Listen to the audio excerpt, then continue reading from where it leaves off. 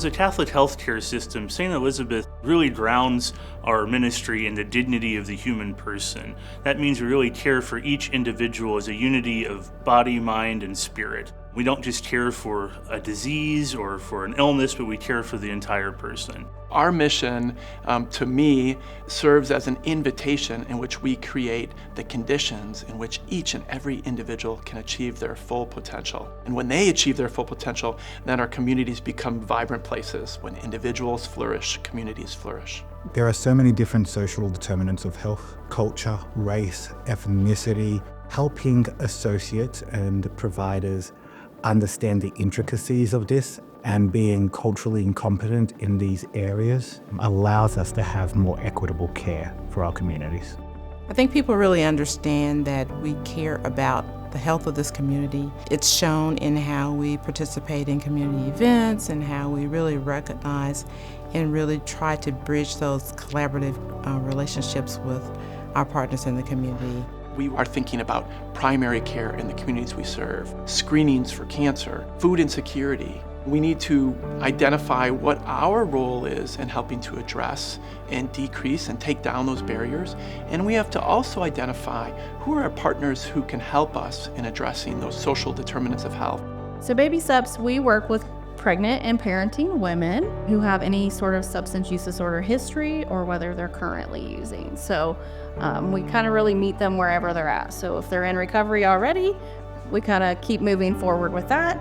And if they're not in recovery and they're still in active use, then we will work with helping getting them into treatment, whether it's inpatient, outpatient. We're never going to tell them what they need to do, but we're going to give them all the resources and options of what they can do. You know, I was going through things and lost one of my children, and I used to kind of cope with that. I didn't have the tools or the knowledge or the skills to deal with that. I can show up here and they're available and they're supportive. They have been so helpful. It gives me chills. Like, I'm just beyond grateful that I have, chosen to do this, because I didn't expect the outcome to be what it is. Hospice is such a wonderful program. They have lots of chaplains. We have lots of bereavement support. And those supports are not only there for our patients and our families, but our team uses them as well to help us get through our days, to continue doing what we're doing and giving value and meaning to our patients. Hospice has a wonderful organization. Not only were the people there to care for her, but we had a doctor in charge. They made me very comfortable knowing what they do and how they did it. It was just amazing. Even after she passed, they would call me to check on me. The hardest thing a lot of our patients face is they feel like they're putting somebody out because they're constantly needing help. Our ability, to go in and do that is such a blessing, and I think that's a great way that we are a ministry, because we do all of those little tasks that mean so much more to them. God calls us with our unique gifts, our unique talents, and if we can provide those unique gifts and talents for the service of others, you will not only benefit, but you will help provide a tremendous benefit in our community. There's nothing to be better to be driven by than mission.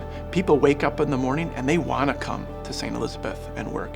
They want to come here and contribute to the communities that we serve.